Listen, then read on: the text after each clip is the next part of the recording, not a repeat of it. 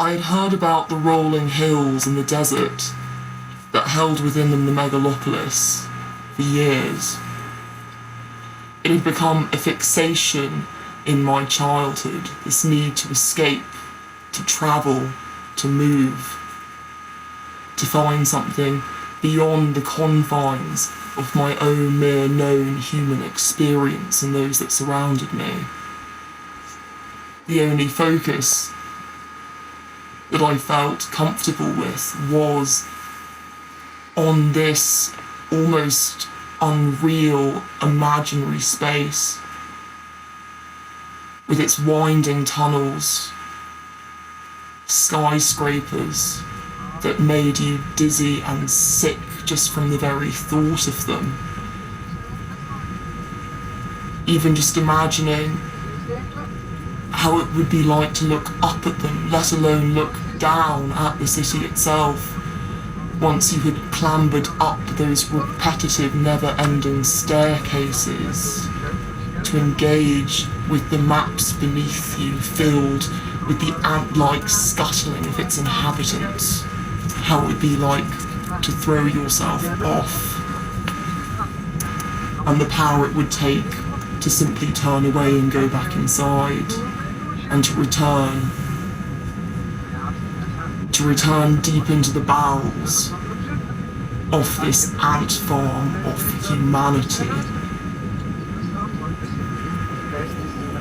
Once I arrived, it was so very different to what I had imagined. Yes, there was still that bleakness that I knew would always be there, that had so drawn me to it in a way that had repelled so many of my peers around schoolyard discussions of this megalopolis, of my new home. The skies were filled with static and acid rain. Lead umbrellas, I thought were the things of mere myth, were a very coherent reality upon arrival, having to negate your way around the smallest of pathways and alleys, carrying this thin veil, the only thing that separated you from an almost instant death of a sky that was meant to be so nurturing, yet so thrilling. And then the escape. To travel, to move, to leave the confines of concrete, cement, into the deserts, stark and beautiful, majestic, almost crystalline, on the whole they would have on you, was simply hypnotic. The dance between tonality, whites and darks, the blinding light of day, the shuddering breath of night, and then to cast all those thoughts away, a form of self-exorcism thrust into the desert, and to return to be confronted by exquisite beauty. You would view it in a new way once you'd escaped from the exterior of the walls, and the dancing of cabarets, rail links, cables, all glided together and set the soul alight. This new place was extraordinary, unforgettable. The tunnels themselves, which seemed at first so intimidating, as though one was walking into the depths of one's own unconscious, became so enthralling.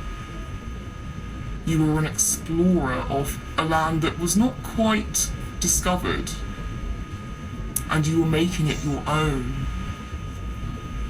It was electric, folded over into my very own substance of being. God the nights, transformed the people into the most grotesque and beautiful caricatures of themselves under the red light of bars, under the blue night blue-tinted nights of celebrations. Any excuse would do, and done with such vigour and such sincerity. Once retracted into those bars and those inward scenes, it felt like you would go into a cocoon and emerge reborn. To travel, to move, and then finally to be still.